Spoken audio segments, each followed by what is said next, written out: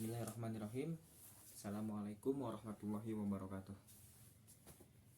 Innal hamdalillah nahmaduhu wa nasta'inuhu wa nastaghfiruh wa na'udzu billahi min syururi anfusina wa min sayyiati a'malina may yahdihillahu fala mudilla lahu wa may yudlil fala hadiyalah. Allahumma shalli wa sallim ala sayyidina Muhammadin wa ala ali sayyidina Muhammad wa barik wa sallim. Amma ba'du. Puji serta syukur kehadirat Allah Subhanahu wa taala yang telah memberikan kita beribu-ribu nikmat sehat walafiat jasmani dan rohani, dan nikmat yang sampai kita bisa rasakan sekarang ini. Shalawat bertangkaikan salam semoga tetap tercurahkan kepada Habibana wa syafi'ina wa juriyatina wa maulana Muhammadin sallallahu alaihi wasallam, dan kepada para sahabatnya, para pengikutnya, dan juga para tabi'in dan tabi'atnya yang dia berahmati Allah. Di sini saya ingin memberikan materi tentang yang bertemakan ibadah haji kurban. Ya, seperti yang kita ketahui di keistimewaan bulan Zulhijjah yaitu berkurban.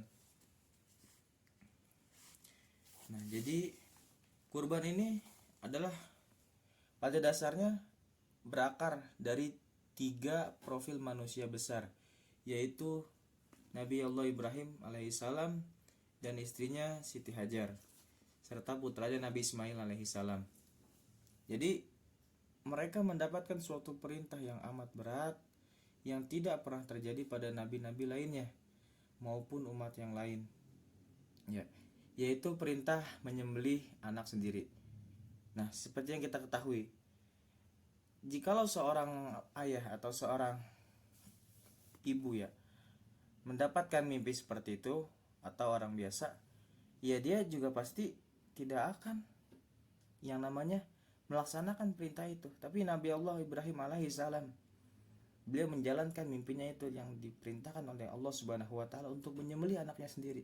Padahal Nabi Allah Ibrahim alaihissalam sangat menunggu untuk mendapatkan anak, menunggu lama. Nah, ketika sudah lahir Nabi Allah Ismail alaihissalam, kemudian dimimpikan oleh Allah Subhanahu wa taala untuk menyembelih anaknya sendiri. Nah, bagaimana jikalau itu terjadi pada kita?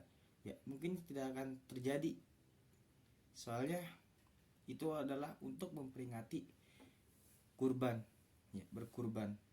Nah, jadi menurut suatu riwayat, perintah itu berangkat dari Allah hendak untuk menguji imannya Nabi Ibrahim alaihissalam yang dikenal dengan patuh terhadap perintah Allah dan dermawan. Menurut riwayat tersebut, beliau bersedia menyedekahkan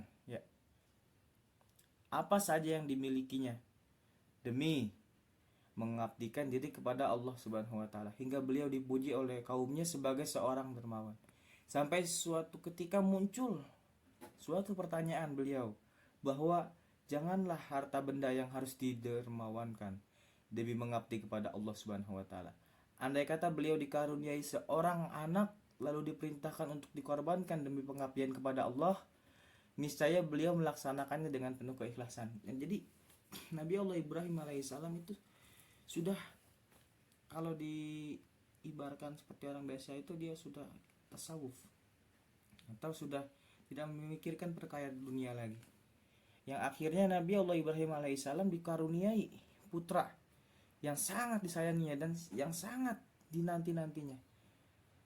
Ketika sedang lucu-lucunya, turunlah perintah Allah agar beliau menyembelih putra kesayangannya itu, yaitu yakni Nabi Ismail alaihissalam. Rupanya sempat ada keraguan pada diri Nabi Allah Ibrahim alaihissalam mengenai perintah yang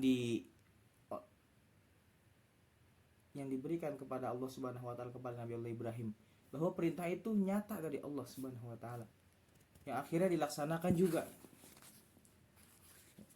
dan juga dengan penuh keikhlasan. Jadi dengan pasrah saja Nabi Allah Ibrahim alaihissalam ketika menyembelih Nabi Allah Ismail alaihissalam. dengan kepasrahan dan ketulusan yang sangat besar kepada Yang Maha Kuasa, maka Allah mengabdikan peristiwa tersebut sampai pada umat-umat setelah beliau, termasuk umat Islam, yaitu pengabdian dalam bentuk anjuran penyembelihan binatang ternak dan dikenal dengan istilah kurban. Maka pada hari raya kurban, sesungguhnya umat Islam diajak untuk merenung kembali peristiwa itu, dalam arti bahwa kepasrahan kepada Sang Pencipta merupakan sikap yang seharusnya dimiliki oleh setiap muslim.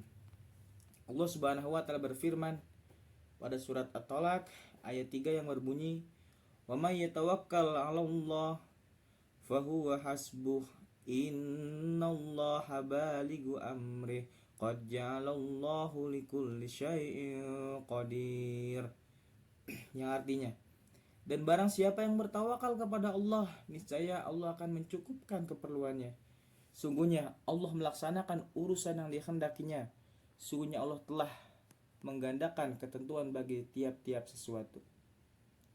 Jadi peristiwa kurban Idul Adha ini merupakan momentum yang amat penting dalam kehidupan beragama yang mengandung implikasi sosial di balik momen khusus peristiwa kurban yang berakar dari tradisi Nabi Allah Ibrahim alaihissalam dan putranya Nabi Allah Ismail.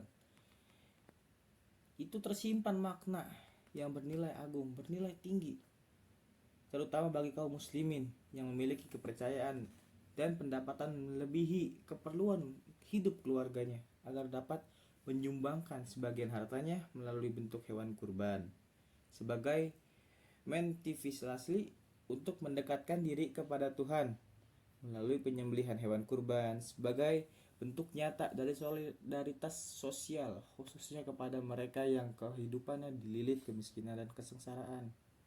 Ya, jadi tradisi kurban yang diperintahkan Allah Subhanahu wa taala dalam Islam dan terjadi pada bulan Dzulhijjah ini, di hari raya haji ini, bermula dari peristiwa pengorbanan yang sangat besar oleh Nabi Allah Ibrahim dan Nabi Allah Ismail alaihissalam yang diabadikan oleh Allah untuk umat-umat pasca beliau, sebagaimana disebutkan dalam firman Allah yang berikut, yang surat As-Saffat ayat 108 yang berbunyi, A'udzubillahi minasyaitonirrajim, Bismillahirrahmanirrahim, falamma aslama wa tallahu lil jabin wa nadainahu aina Ibrahim qad sadaqtal ru'ya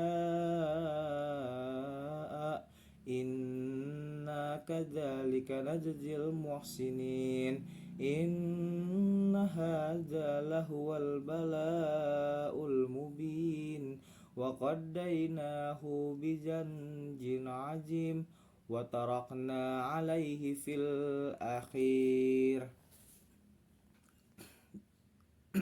Yang artinya, tak kala keduanya telah berserah diri dan Nabi Allah Ibrahim mempertimbangkan anaknya atas pelipisnya, dan kami panggillah diri dia untuk, dan Nabi Allah Ibrahim berkata, sungguhnya telah membenarkan mimpi itu. Sungguhnya demikianlah kami memberi balasan kepada orang-orang yang berbuat baik. Sungguhnya ini benar-benar suatu ujian yang nyata. Dan kami tebus anak itu dengan seekor sembelihan yang besar. Kami abadikan untuk Nabi Allah Ibrahim itu ujian yang baik di kalangan orang-orang yang datang kemudian.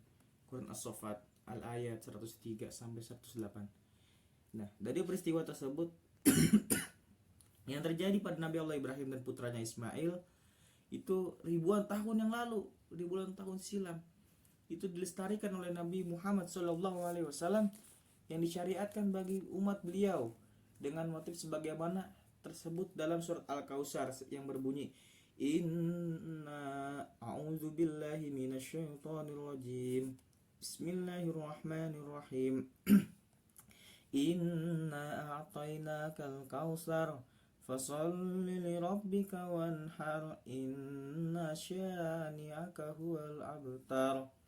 Yang berarti sungguhnya kami telah memberikan kepadamu nikmat yang banyak, maka dirikanlah sholat karena Tuhanmu dan berkurbanlah. Ya, jadi sungguhnya orang yang membencimu adalah orang yang terputus. Pada suatu hadis juga diriwayatkan oleh Imam Ahmad dan Ibnu Majah bahwa Rasulullah SAW membeli 2 ekor domba yang gemuk, bertanduk dan berbulu putih bersih. Kemudian dia mengimani sholat dan berkurban. Sesudah itu dia mengambil seekor domba itu dan meletakkan kepada telapak tangan kaki di sisi tubuh domba seraya berkata, "Ya Allah, terimalah ini dari Muhammad dan umat Nabi Muhammad." Kemudian dia menyembelih hewan itu. Sudah itu memberikan domba yang lain kepada orang-orang di sekitarnya. Cukup sekian mungkin dari saya. Kurang lebihnya mohon maaf. Wallahul muwaffiq ila aqwamit thoriq. Wabillahi taufiq wal hidayah. Wassalamualaikum warahmatullahi wabarakatuh.